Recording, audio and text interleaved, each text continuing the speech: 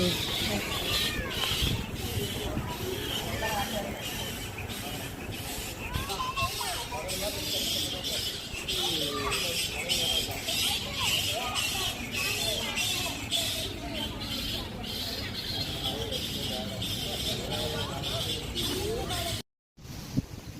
MLA Gummanuru Jayaram గారి గురించి నిన్న సోషల్ మీడియాలో వాస్తవాల విషయంపై కొన్ని విషయాలు నేరుగా నిన్న మాట్లాడినటువంటి ఫోన్ కాల్లో మాట్లాడినటువంటి రాజీవాలి దగ్గర ఒకసారి మనం మాట్లాడుతున్నాం.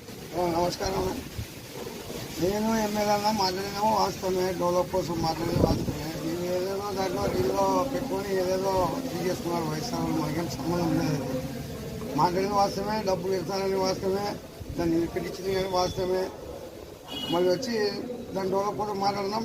మీకు ఏదో విని మా ఫ్రెండ్ ఒక ఏదో పంపించినాడు, దానికి నాకు తెలుసు, నాకు అసలు సంబంధమే లేదు. గీతా కూడా ఎప్పుడు పంపించినాడు, ఆయన పేరు సీటు. ఇంతకేమో డెవలప్ కూడా మాట్లాడినాము, చేయడం వల్ల నేను నిజమే వాస్తవమే చేసినాము కానీ అన్నాను ఆయన కానీ. అదే గతంలో 391 సంవత్సరాల నుండి గుంతకల్లో ఉన్నటువంటి మస్తాన్వల్లి దర్గా అభివృద్ధి కోసము ఎంతోమంది నాయకులు వచ్చినా కూడా అక్కడ ఈ ఉండి లెక్కింపు విషయంలో వక్ఫ్ బోర్డు అధికారులు తీసుకువెళ్ళడమే జరుగుతుంది, కానీ అక్కడ అభివృద్ధి విషయాలపైన ఎవరు కూడా చర్చించడం లేదు. ఈ విషయాల్లో కనీసము ఎంతోమంది కూడా దీనిపైన ఎంతో ఇన్ఫర్మేషన్ యాక్ట్ ఎన్నో విధాలుగా పంపించారు.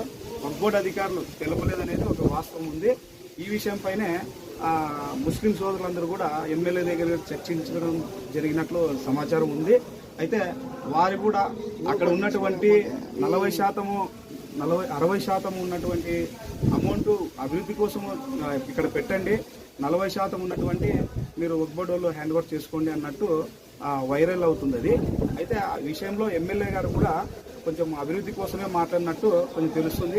ఈ విషయాలపై గుంతకల్ నియోజకవర్గంలోని మైనార్టీ నాయకులు అధ్యక్షులైనటువంటి టౌన్ ప్రెసిడెంట్ అయినటువంటి మన సద్దాం గారు ఒకసారి మాట్లాడాలని కోరుతున్నాం. గతంలో అంటే 391 సంవత్సరాల నుంచి ఈ దర్గా మస్తానయ్య స్వామి ఉర్సు వైభవాలు జరుగుతూనే ఉన్నాయి.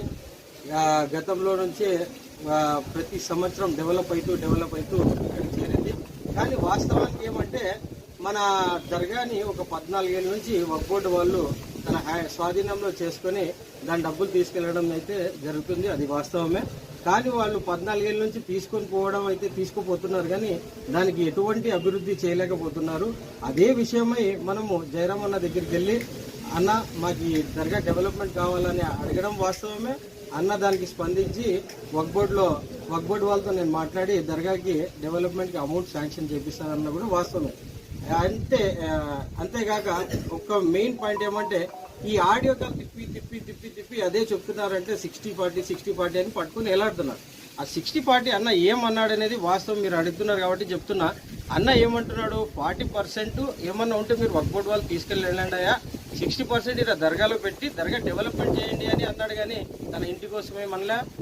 తర్వాత అతను ఎవరైతే ఫోన్ చేసినాడో ఆ వ్యక్తి అమాయకుడు, అతను కూడా తన ఇంటికి ఏమి పనికి వస్తుందని ఆ విషయం ఏమి అన్నతో ఏమైతే మాట్లాడలేదు. వాస్తవం అయితే ఇది 60% 40% అనే వర్డ్ ఎందుకు వచ్చింది అంటే దానికి వివరించి చెప్తున్నా. 60% దర్గా అభివృద్ధికి పెట్టండి అని చెప్పాడు ఎమ్మెల్యే గారు. గత దర్గాలో వసతులు లేవనేది వాస్తవమే.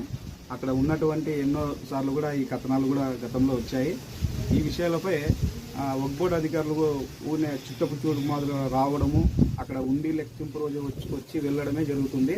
అభివృద్ధి అయితే కావడం లేదు. ఈ విషయాలపై ఉన్నత అధికారులు కూడా ఈ విషయం పైన